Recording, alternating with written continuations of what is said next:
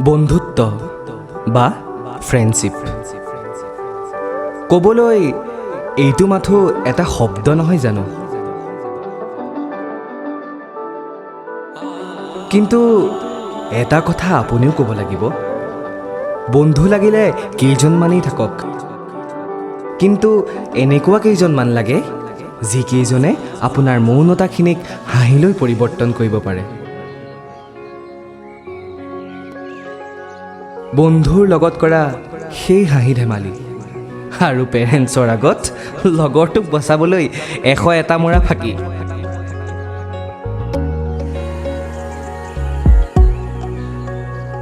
লগৰকেইটাৰ লগত কলেজৰ ক্লাছ বাং কৰাটো বৰ বেলেগ মজা আছিল। লগৰকেইটাৰ কাৰণে নলগা জেঙটো লাগি বাটৰ কচু গাত ঘঁহি লোৱাটো ফ্ৰেণ্ডশ্বিপৰ এটা অংশ নহয় জানো? আকৌ লগৰকেইটাক অদ্ভুত নাম কিছুমান দি জোকোৱা ভাল লাগে কিবা এটা জানা? বন্ধুত্ব ফেমিলিৰ পিছতেই যদি নিস্বাৰ্থ কিবা সম্পৰ্ক আছে, সেয়া হৈছে বন্ধুত্ব। কোনোবাই সবাই কৈছিল, friendship is the cement that ever hold the world together.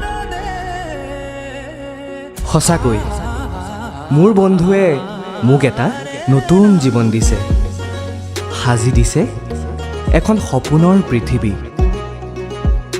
সুখে দুখে প্ৰত্যেকটো চিটুৱেশ্যনত হাঁহি থাকিব শিকাইছে।